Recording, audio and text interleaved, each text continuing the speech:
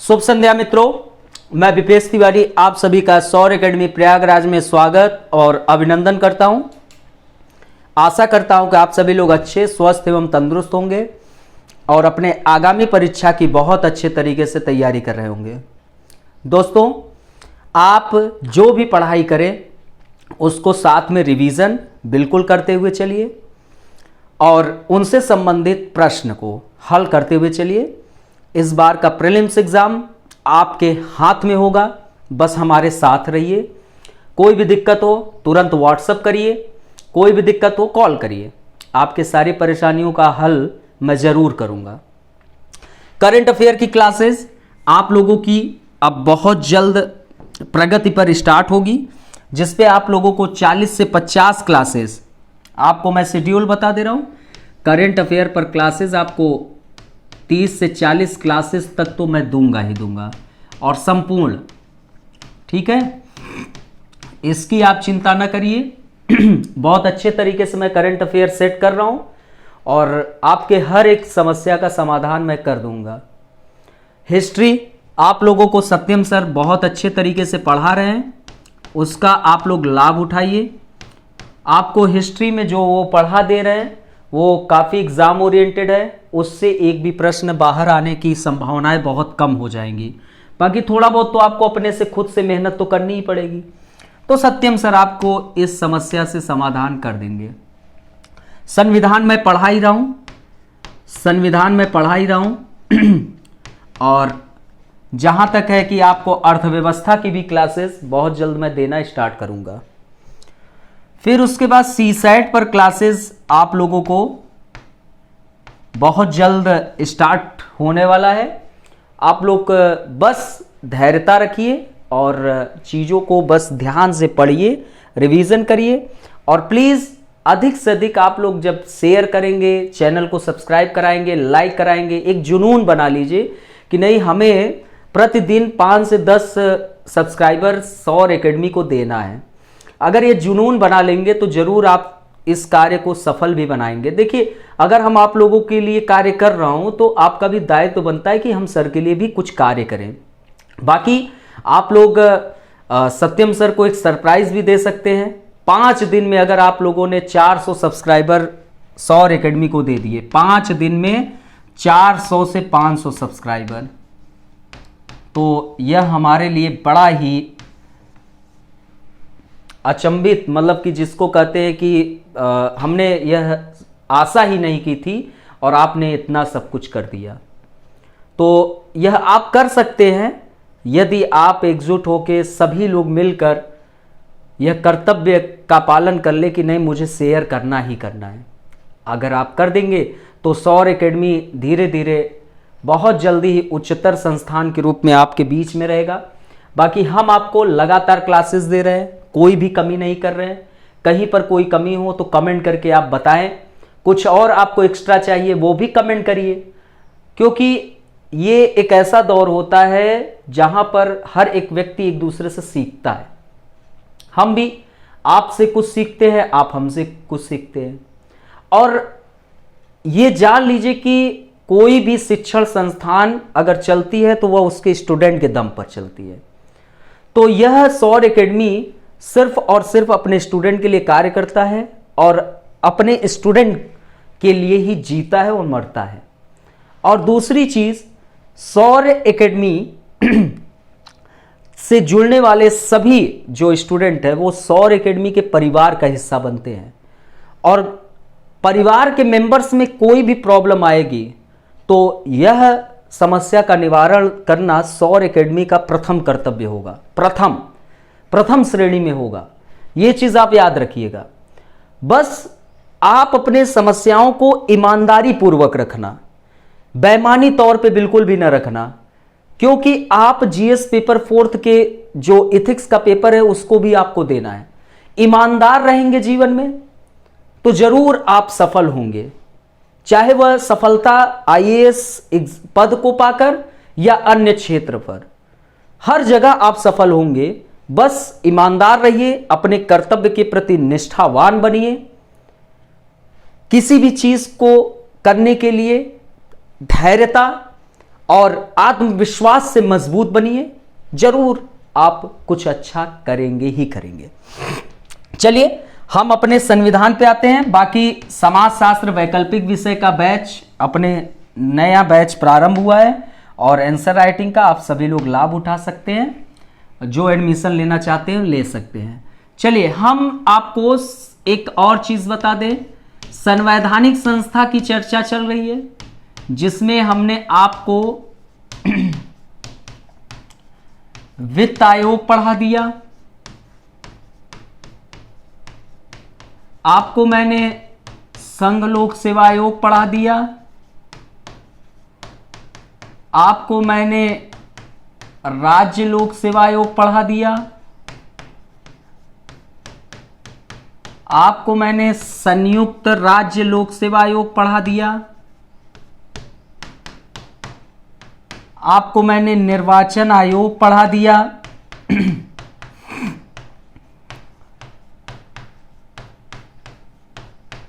अब हम आज आप लोगों से जो चर्चा करने वाले हैं, राष्ट्रीय अनुसूचित जाति आयोग, national commission for scheduled caste. तो आज हम आप लोगों से इस टॉपिक पर चर्चा करेंगे और आप लोगों का एक सरप्राइज टेस्ट बहुत जल्दी हो सकता है। संपूर्ण जितने भी संवैधानिक संस्था मैं पढ़ाया हूं उस पर एक सरप्राइज टेस्ट होगा, लगभग 30 प्रश्न होंगे और यदि आप इस प्रश्न को सॉल्व कर लेंगे तो आपका स्टेट पीएससी हो या यूपीएससी, 1 या 2 प्रश्न आपका तैयार हो जाएगा। ठीक है, तो आप लोग अपने टेस्ट की तैयारी के लिए मेरे पिछले क्लासेस आप सभी देख लेना खूब अच्छे से और पढ़ाई करिए।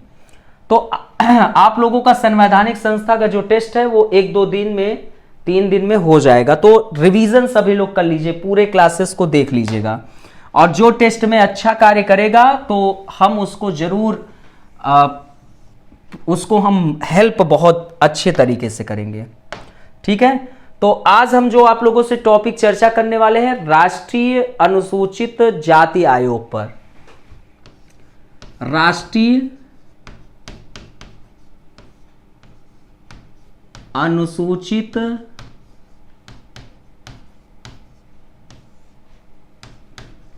जाति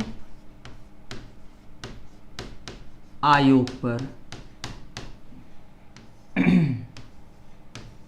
ठीक है, हम लोग सर्वप्रथम किस पर चर्चा करेंगे? संवैधानिक प्रावधान पर चर्चा करेंगे। हम लोग जानेंगे कि इसके संवैधानिक प्रावधान क्या है। ठीक है, तो सभी लोग इससे संबंधित आर्टिकल जानते होंगे, आर्टिकल 338। तो आर्टिकल 338 में कहा गया है कि अनुसूचित जाति एवं जनजातियों के लिए एक विशेष अधिकारी की नियुक्ति का प्रावधान है। ठीक है, तो अनुसूचित जातियों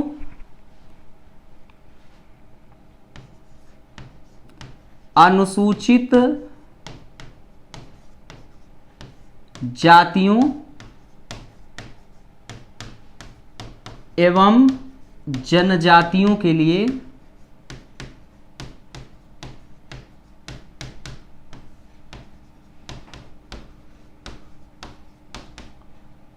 एक विशेष अधिकारी के नियुक्ति का प्रावधान है।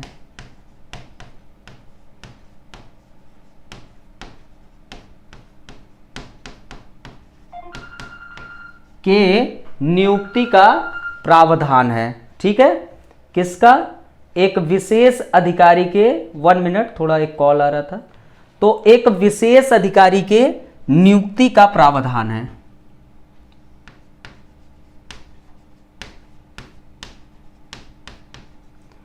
अब ये जो विशेष अधिकारी है, यह जो विशेष अधिकारी है, यह क्या काम करेगा?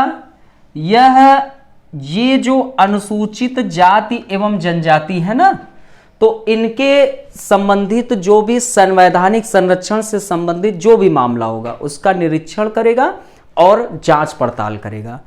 तो अनुसूचित जातियों एवं जनजातियों के संवैधानिक संरक्षण से संबंधित सभी मामलों का निरीक्षण कौन करेगा? विशेष अधिकारी। ठीक है, तो यह इनके लिए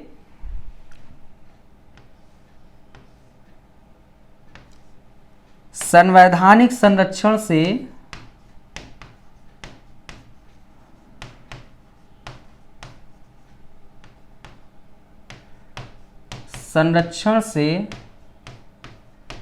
संबंधित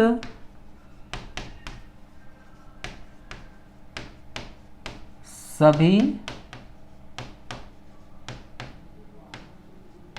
मामलों का क्या करेगा, निरीक्षण करेगा या जांच पड़ताल करेगा। ठीक है, निरीक्षण करेगा या जांच पड़ताल करेगा। ये आप इन चीजों को बिल्कुल याद रखना। ठीक है, क्या करेगा, निरीक्षण करेगा या जांच पड़ताल करेगा। ठीक है, वेट। ठीक है, ये आप याद रखना, निरीक्षण करेगा या जांच पड़ताल करेगा। तो जो अनुसूचित जाति एवं जनजातियों के लिए जो एक विशेष अधिकारी की नियुक्ति हुई, वही विशेष अधिकारी इन अनुसूचित जाति एवं जनजातियों से संबंधित जो भी संवैधानिक संरक्षण से संबंधित मामले होंगे उसका निरीक्षण करेगा और जांच पड़ताल करेगा। और इन्हीं से संबंधित जो भी प्रतिवेदन होंगे वो किसको प्रस्तुत करेगा, तो राष्ट्रपति के समक्ष प्रस्तुत करेगा। ठीक है, इनसे संबंधित जो भी प्रतिवेदन होंगे वह प्रतिवेदन किसके समक्ष प्रस्तुत होगा, राष्ट्रपति के समक्ष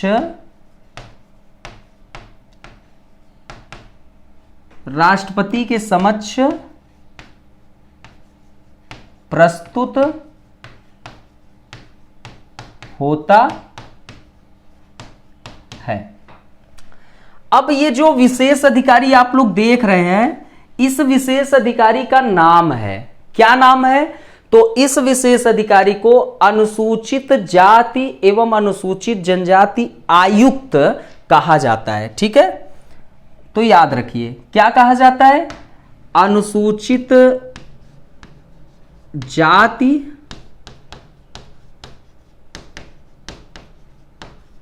एवं अनुसूचित जनजाति आयुक्त कहा जाता है। ठीक है, तो ये चीज आप लोग याद कर लीजिए, कोई भी दिक्कत यहां पर तो कमेंट करना है। ठीक है, तो संवैधानिक प्रावधान कौन सा, आर्टिकल 338 में ये कहा गया है, याद रखिएगा। आर्टिकल 338 में अनुसूचित जाति एवं जनजाति के लिए एक विशेष अधिकारी नियुक्त होगा।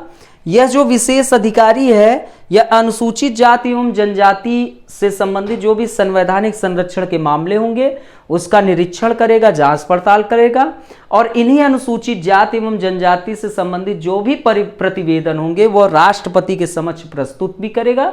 और इस विशेष अधिकारी का नाम अनुसूचित जाति एवं जनजाति आयुक्त नाम है। ठीक है, अब दोस्तों एक समय आया 1978 का दौर। किसका दौर आया, 1978 का दौर, 1978। ठीक है, समय आया कौन सा, 1978 का टाइम, और एक कैबिनेट प्रस्ताव द्वारा, ठीक है, क्या काम किया गया, एक अनुसूचित जाति एवं अनुसूचित जनजाति आयोग स्थापित हुआ। ठीक है, किसके द्वारा, कैबिनेट प्रस्ताव द्वारा। एक कैबिनेट प्रस्ताव द्वारा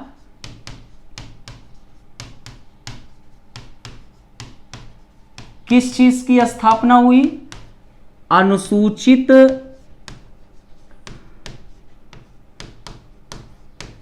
जाति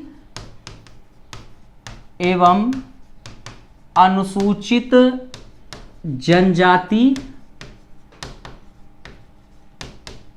आयोग स्थापित हुआ। यह कब स्थापित हुआ, तो 1978 के दौर में आपके कैबिनेट प्रस्ताव द्वारा अनुसूचित जाति एवं अनुसूचित जनजाति आयोग स्थापित हुआ। फिर एक समय आया 1987 का समय, और कौन सा समय आया? 1987 का टाइम। और इसमें क्या किया सरकार ने? एक अन्य संकल्प के द्वारा जो एक विशेष अधिकारी नियुक्त हुआ था, जिसका नाम हमने बताया अनुसूचित जाति एवं अनुसूचित जनजाति आयुक्त, उसके कार्य में कर दिया गया संशोधन। ठीक है, तो 1987 का टाइम जो था उसमें सरकार ने एक अन्य संकल्प के माध्यम से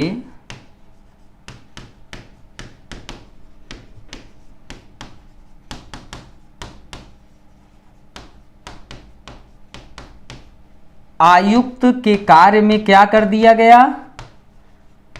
आयुक्त के कार्य में संशोधन कर दिया गया। ठीक है, अब आयुक्त का कार्य संशोधन कर दिया गया, और ये जो अनुसूचित जाति एवं अनुसूचित जनजाति आयोग स्थापित हुआ है, इसका नाम बदल दिया गया। और इसका नाम बदलकर क्या रख दिया गया? इसका नाम बदलकर राष्ट्रीय अनुसूचित जाति एवं अनुसूचित जनजाति आयोग कर दिया गया। ठीक है, तो 1978 का जो टाइम था उसमें एक कैबिनेट प्रस्ताव, और उस कैबिनेट प्रस्ताव के द्वारा एक आयोग स्थापित हुआ जिसका नाम अनुसूचित जाति एवं अनुसूचित जनजाति आयोग। फिर एक 1987 का टाइम आया, सरकार ने एक अन्य संकल्प के माध्यम से जो एक विशेष अधिकारी, जिसका नाम हमने बताया था अनुसूचित जाति एवं अनुसूचित जनजाति आयुक्त, उसके कार्य में कर दिया गया संशोधन। और ये जो आप आयोग देख रहे हैं अनुसूचित जाति एवं अनुसूचित जनजाति आयोग, इसका नाम बदल दिया गया और क्या रख दिया गया? राष्ट्रीय अनुसूचित जाति एवं अनुसूचित जनजाति आयोग कर दिया गया। यहां तक किसी को कोई प्रॉब्लम हो तो प्रश्न पूछ ले। किसी को कोई प्रॉब्लम? ठीक है, अब आगे चला जाए। अब क्या हुआ कि एक 65वां संवैधानिक संशोधन 1990 आया। ठीक है,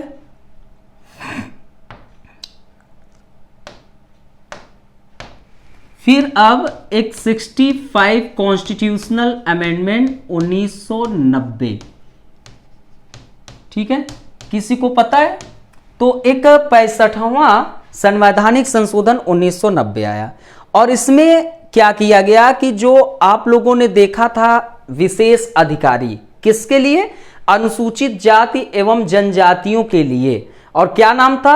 अनुसूचित जाति एवं अनुसूचित जनजाति आयुक्त।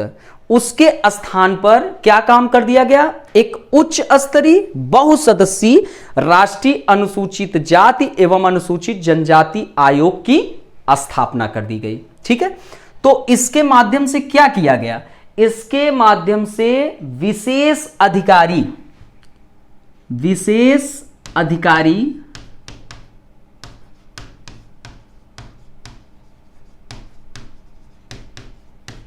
आयुक्त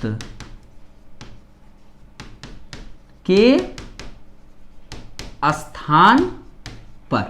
ठीक है, तो विशेष अधिकारी जो आयुक्त हमने आप लोगों को बताया था, ठीक है, उसका नाम था अनुसूचित जाति एवं अनुसूचित जनजाति आयुक्त। अब उसके स्थान पर क्या किया गया? एक उच्च स्तरीय बहुसदस्यीय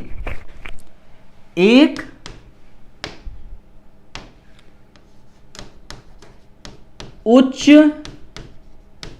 स्तरीय बहुसदस्यीय। अभी तक क्या था?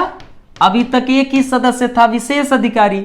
अब क्या कर दिया गया? एक उच्च स्तरीय बहुसदस्यीय और राष्ट्रीय अनुसूचित जाति एवं अनुसूचित जनजाति आयोग की स्थापना की गई।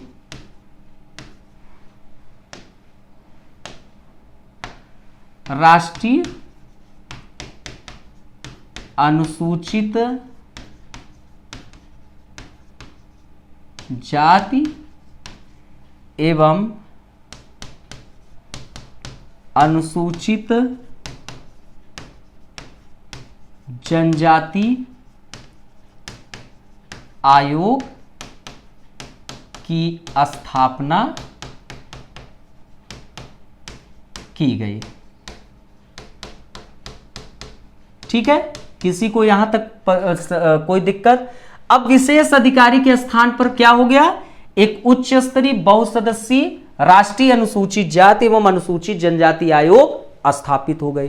तो अब यह चीज पता चल गया कि जो विशेष अधिकारी था, जो आयुक्त था, वो खत्म हो गया। और जो 1987 में स्थापित हुई थी, क्या 1987 में स्थापित हुई थी? तो 1987 में राष्ट्रीय अनुसूचित जाति एवं अनुसूचित जनजाति आयोग स्थापित हुई थी। अब वह जो है उसका स्थान ये ले लिया। अब उसका स्थान कौन ले लिया? ये ले लिया। ठीक है, जो 1987 में स्थापित हुई थी। किसी को कोई दिक्कत? तो 65वां कॉन्स्टिट्यूशनल अमेंडमेंट 1990 द्वारा विशेष अधिकारी जो आयुक्त था अनुसूचित जाति एवं अनुसूचित जनजाति के लिए, उसके स्थान पर एक उच्च स्तरीय बहुसदस्यीय राष्ट्रीय अनुसूचित जाति एवं अनुसूचित जनजाति आयोग की स्थापना की गई। राइट। और यह जो है, यह 1987 में जो स्थापित हुई थी उसका स्थान लिया है। 1987 में राष्ट्रीय अनुसूचित जाति एवं अनुसूचित जनजाति आयोग जो स्थापित हुई थी 1987 में, उसी का यह स्थान ले लिया। कौन? ये ले लिया। ठीक है, यहां तक किसी को कोई दिक्कत हो तो जरूर कमेंट करें। ठीक है, कोई प्रॉब्लम हो। ठीक है, अब क्या हुआ आगे? अब एक 89 कॉन्स्टिट्यूशनल अमेंडमेंट 2003 हुआ। 89 कॉन्स्टिट्यूशनल अमेंडमेंट 2003 हुआ। इसको क्या कहते हैं? 90वां संवैधानिक संशोधन अधिनियम 2003। ठीक है, क्या कहते हैं? 89वां कॉन्स्टिट्यूशनल अमेंडमेंट 2003। ठीक है, अब इसके माध्यम से दोस्तों क्या किया गया? इस जो आयोग था इसको पुनः दो भागों में बांट दिया गया। ठीक है, पृथक पृथक दो आयोग बना दी गई। ठीक है, तो क्या हुआ? इसको दो भागों में बांटा, और पृथक पृथक दो आयोग बना दी गई। एक राष्ट्रीय अनुसूचित जाति आयोग, राष्ट्रीय अनुसूचित जाति आयोग,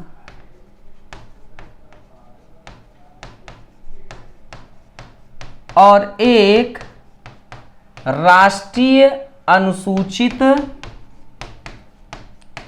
जनजाति आयोग, जनजाति आयोग।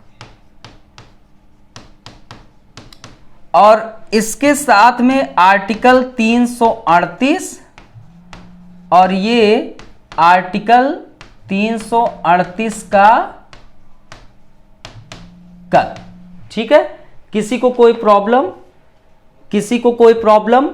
ठीक है, तो अब ये जो 90वां संवैधानिक संशोधन अधिनियम 2003 आया, इससे क्या किया गया कि आयोग को पुनः दो भागों में बांट दिया गया। अब आयोग दो भागों में बट गया। ठीक है, अब क्या काम किया गया कि इस दो भागों में बांटकर पृथक पृथक अलग अलग दो आयोग बना दी गई। ठीक है, अब दो आयोग जो बना, इसमें फर्स्ट राष्ट्रीय अनुसूचित जाति आयोग आर्टिकल 338 अनुच्छेद 338 और राष्ट्रीय अनुसूचित जनजाति आयोग आर्टिकल 338 का कर। और ये जो अधिनियम है, यह अधिनियम 2004 से प्रभावी है। ठीक है, यह अधिनियम कब से प्रभावी है? 2004 से अब तक प्रभावी है। ठीक है, यह अधिनियम 2004 से प्रभावी है। यहां तक किसी को कोई दिक्कत हो तो प्रश्न पूछ सकता है। ठीक है, कोई दिक्कत नहीं। चले अब हम लोग आते हैं सदस्यों के कार्यकाल में, ठीक है, कि सदस्यों का कार्यकाल क्या है। चल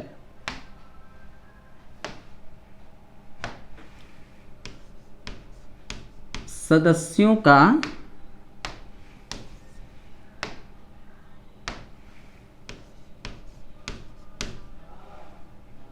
हम लोग अभी क्या पढ़ रहे हैं, राष्ट्रीय अनुसूचित जाति आयोग, ठीक है।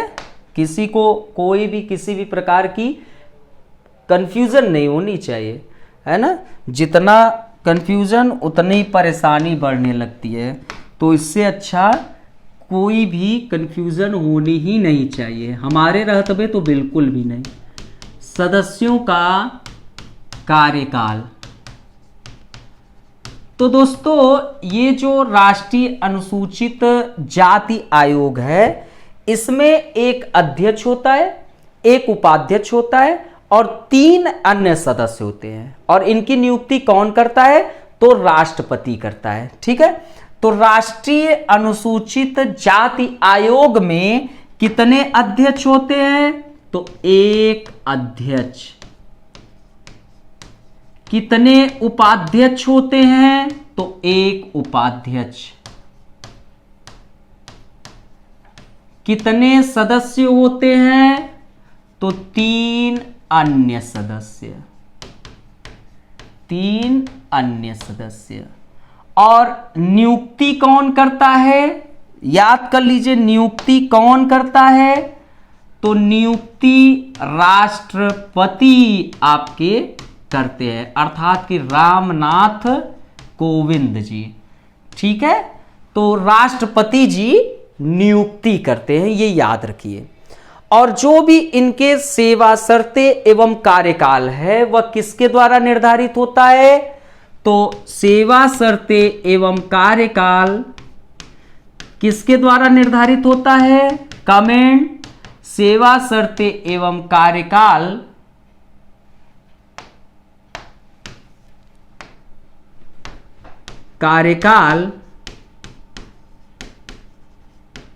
राष्ट्रपति द्वारा निर्धारित होता है। और नियमानुसार इन लोगों का जो कार्यकाल है वह 3 वर्ष का होता है, ठीक है। नियमानुसार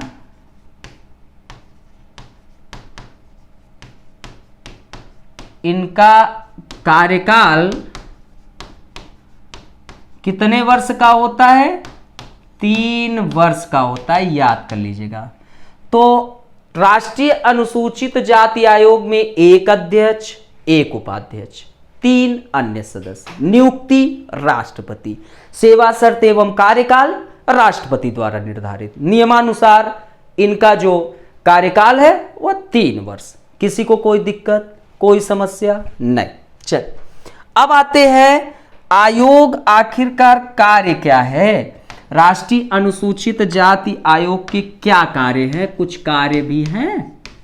किसी को कोई भी कार्य पता हो तो वो कमेंट भी करते रहे कि क्या कार्य है। तो संविधान में अनुसूचित जातियों से संबंधित प्रावधानों के साथ समय समय पर उनके लिए बनाए गए कानूनों का क्रियान्वयन करना व इनका निरीक्षण, अधीक्षण व समीक्षा करना इस आयोग का कार्य है, ठीक है। तो राष्ट्रीय अनुसूचित जाति आयोग का कार्य क्या है कि भैया संविधान में जो भी अनुसूचित जातियों से संबंधित प्रावधान दिए गए हैं, अर्थात कि संविधान में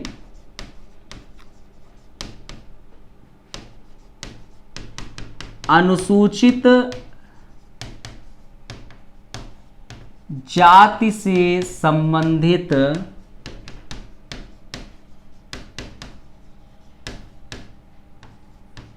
जो प्रावधान दिए गए हैं उनका आप क्या काम करिए, समय समय पर उनका क्या काम करिए, समय समय पर उनके लिए जो बनाए गए कानून है उनका क्रियान्वयन करिए, ठीक है। तो जो भी प्रावधान दिए गए हैं समय समय पर आप क्या काम करिए भैया, समय समय पर आप उनके लिए जो भी बनाए गए कानून है उसका आप क्या करें, क्रियान्वयन करें। उनके लिए बनाए गए कानून का क्रियान्वयन करना। क्या होता है कभी कभी कि इनके लिए बन गए हैं बहुत अच्छे कानून, लेकिन पता चला कि वह कानून जो है इन तक पहुंच ही नहीं पा रहा है।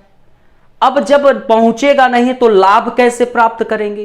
तो आयोग अपना कार्य करेगा कि जो भी ये आपके अनुसूचित जाति से संबंधित जो भी प्रावधान आपके संविधान में दिए गए हैं, हम क्या काम करेंगे, समय समय पर जो भी कानून बने हैं उनके लिए वह उन तक क्रियान्वयन करेंगे और साथ में उसका निरीक्षण, अधीक्षण व समीक्षा करेंगे। क्या करेंगे? निरीक्षण, ठीक है, हम क्या काम करेंगे, निरीक्षण, अधीक्षण एवं समीक्षा करेंगे। ठीक है, तो ये आपका फर्स्ट पॉइंट है, याद कर लीजिए, याद कर लीजिए। ठीक है, ये आपका क्या है, फर्स्ट पॉइंट है, बिल्कुल याद रखिए। अब अनुसूचित जातियों के संरक्षण एवं उनके अधिकारों के उल्लंघन से संबंधित किन्हीं विशेष शिकायतों का यह आयोग जांच करेगा। अर्थात कि आयोग क्या काम करेगा, अनुसूचित जातियों का संरक्षण और इनके अधिकारों के उल्लंघन से संबंधित कोई भी शिकायत होगी उसका जांच करेगा। क्या हुआ कि अनुसूचित जाति हो सकता है कि उनके लिए कोई क्या काम कर दे, हो सकता है कि उनके साथ कोई गलत प्रक्रिया की जा रही हो, तो उनको संरक्षण प्रदान करेगा यह आयोग। और मान लो कि उनको जो अधिकार मिला है कोई उसका उल्लंघन कर रहा है, तो भैया इन संबंधित जो भी शिकायत होगी यह आपका राष्ट्रीय अनुसूचित जाति आयोग क्या काम करेगा, जांच पड़ताल करेगा। ठीक है, और दोस्तों संरक्षण हेतु किए गए कार्यों की जो भी वार्षिक रिपोर्ट होगी, ठीक है, अर्थात कि जो आपने संरक्षण किया तो संरक्षण से संबंधित आप क्या काम करेंगे, आयोग क्या काम करेगा, वह वार्षिक रिपोर्ट तैयार करेगा और वह वार्षिक रिपोर्ट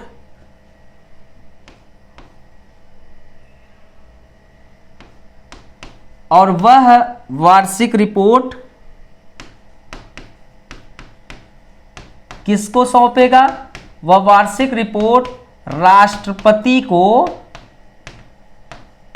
सौंपता है। अभी आपको हमने बताया कि जो भी अनुसूचित जातियों के संरक्षण एवं उनके अधिकारों के उल्लंघन से संबंधित कोई भी मामला हो, उन सभी शिकायतों को आप क्या काम करिए, जांच करिए। और यह आयोग जो है जो भी इनके संरक्षण हेतु जो भी कार्य किए जा रहे हैं उनकी वार्षिक रिपोर्ट बनाएंगे और उस वार्षिक रिपोर्ट को राष्ट्रपति को सौंपेंगे। ठीक है, किसको सौंपेंगे, राष्ट्रपति को सौंपेंगे। और साथ में किसी भी समय आप सौंप सकते हैं, ये भी अन्य भी समय है, आप सौंप सकते हैं। ठीक है, यहां तक किसी को कोई दिक्कत? तो ये आयोग का कार्य है। फिर नेक्स्ट कार्य आयोग का क्या है कि संरक्षण, कल्याण एवं सामाजिक आर्थिक विकास हेतु, मतलब कि ये जो अनुसूचित जाति हैं, ये अनुसूचित जो जाति है इनके संरक्षण, अर्थात कि आप क्या चाहते हैं, इनका संरक्षण करना चाहते हैं, इनका क्या करना चाहते हैं, कल्याण करना चाहते हैं, इनका सामाजिक और आर्थिक विकास करना चाहते हैं, तो करिए। तो आयोग क्या काम करेगा, इन अनुसूचित जाति से संबंधित जो भी संरक्षण हो, कल्याण का मामला हो, सामाजिक आर्थिक विकास हेतु और कोई भी अन्य उपाय हो, इनके लिए यह आयोग क्या काम करता है, सिफारिश करता है। ये जो राष्ट्रीय अनुसूचित जाति आयोग है वह सिफारिश करेगा। ठीक है, तो ये इसका कार्य है। ठीक है, और फिर अत्याचार एवं उत्पीड़न के मामलों में, मान लो कि इन पर कोई अत्याचार और उत्पीड़न का मामला है, अत्याचार एवं उत्पीड़न का मामला, ठीक है, अनुसूचित जाति पर कोई अत्याचार एवं उत्पीड़न की मामला है, तो यह जो राष्ट्रीय अनुसूचित जाति आयोग है यह स्वतः संज्ञान के माध्यम से कार्रवाई शुरू करता है, स्वतः संज्ञान लेता है, स्वतः संज्ञान लेता है और कार्यवाही शुरू करता है। ये आप लोग याद रखना, ठीक है, ये याद करना, ठीक है। कहीं पर कोई समस्या हो तो कमेंट कर सकते हैं, कोई भी समस्या हो तो आप कमेंट कर सकते हैं। अब आते हैं आयोग की शक्ति क्या है। आयोग की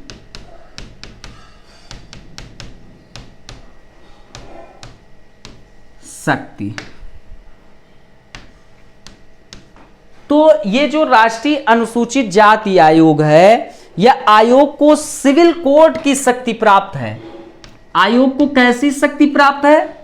तो आयोग को सिविल कोर्ट की शक्ति प्राप्त है। ये याद रखना, आपसे प्रश्न पूछ सकता है। सिविल कोर्ट की शक्ति प्राप्त है।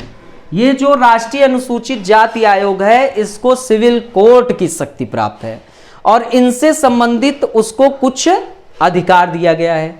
अब वह अधिकार क्या क्या है वो आपको पता होना चाहिए। तो वह भारत के किसी भी भाग में, तो क्या है, वह भारत के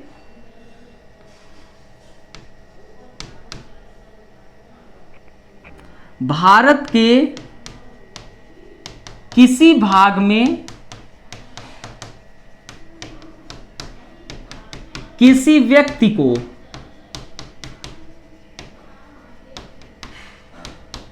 सम्मन जारी कर सकता है। ये जो राष्ट्रीय अनुसूचित जाति आयोग है इसको सिविल कोर्ट की शक्ति दी गई और इससे संबंधित कुछ निम्न अधिकार राष्ट्रीय अनुसूचित जाति आयोग को प्रदान की गई। अब वह क्या है आयोग कि भारत के किसी भी भाग में किसी भी व्यक्ति को सम्मन जारी कर सकता है और किसी साक्ष्य की खोज करवाना और उसे पेश करवाना, किसी साक्ष्य की खोज करवाना, किसी साक्ष्य की खोज करवाना एवं उसे पेश करवाना। 1 मिनट। किसी साक्ष्य की खोज करवाना एवं उसे पेश करवाना, ठीक है। किसी को कोई दिक्कत, कोई समस्या, और शपथ पत्रों पर साक्ष्य ग्रहण करना। शपथ जो पत्र है, शपथ पत्रों पर साक्ष्य ग्रहण करना, ठीक है।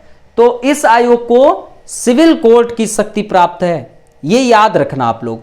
और दोस्तों किसी भी न्यायालय या कार्यालय में किसी भी लोक अभिलेख या उसके प्रति को वह प्राप्त कर सकता है, ठीक है। किसी भी न्यायालय या कोई भी कार्यालय से वह किसी भी लोक अभिलेख या उसकी प्रति, किसी भी लोक अभिलेख या उसकी कोई प्रति, मतलब कि जिसको फोटोस्टेट कहते हैं, उसको वह प्राप्त कर सकता है, ये याद रखना।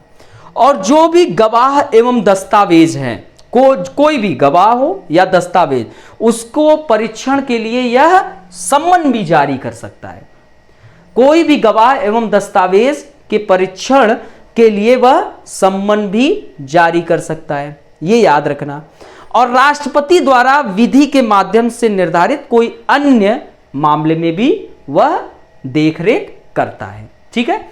तो यह आयोग की शक्ति है, यह जो है आप याद रखिएगा, ठीक है। अब ये जो आयोग है वह अपनी रिपोर्ट किसको राष्ट्रपति को देगा और फिर संसद के प्रत्येक सदन में जो भी स्वीकृत एवं अस्वीकृत कानूनों को स्पष्ट करने वाले ज्ञापन है उन सभी के सहित वह जो है प्रतिवेदन संसद के प्रत्येक सदन में रखा जाता है। ठीक है, राष्ट्रपति जो है वह, याद रखिएगा, आयोग की रिपोर्ट कहां पर? राष्ट्रपति। अब क्या होगा फिर उसके बाद संसद के प्रत्येक सदन पर स्वीकृत या अस्वीकृत कानूनों को स्पष्ट करने वाली जो भी ज्ञापन है उनके सहित वह संसद के प्रत्येक सदन में रखा जाता है। ठीक है, तो यहां पर आपके राष्ट्रीय अनुसूचित जाति आयोग समाप्त हो गया। अब आपको राष्ट्रीय अनुसूचित जनजाति आयोग पर चर्चा करेंगे। बाकी आप लोगों से मैंने क्या कहा कि सौर एकेडमी संस्थान में शामिल होने वाले सभी स्टूडेंट सौर एकेडमी के परिवार के हिस्सा बन चुके हैं, और जब आप इस परिवार के हिस्सा बने हैं तो आपको आपके संबंधित कोई भी समस्या होगी, उस समस्या का हल करना सौर एकेडमी के संस्था के यहां पर सत्यम सर आपके हर एक समस्या का समाधान करेंगे। और यह सत्यम सर को आप सरप्राइज भी दे सकते हैं कि 7-8 दिन के अंदर, अब परिवार के आप सदस्य हैं तो आपका कर्तव्य बनता है कि 7-8 दिन में उनको सरप्राइज देकर दिखा दीजिए कि कम से कम 400-500 सब्सक्राइबर आप बढ़ा ही दें, और अधिक से अधिक वॉच मिनट भी आप ला दीजिए, है ना। जितना शेयर करेंगे और खुद कोशिश करिए कि अधिक से अधिक लोगों से मिल रहे हैं तो उनको बताएं कि ये है, और आप खुद सब्सक्राइब करिए। ठीक है, तो इतना सौर एकेडमी के परिवार में शामिल होने वाले सदस्यों से अपेक्षा भी कर सकते हैं। बाकी आपका कोई सलाह हो कमेंट करिए, उसको भी माना जाएगा। ठीक है, फिर मिलते हैं अपने नेक्स्ट लेक्चर में। Bye bye, take care.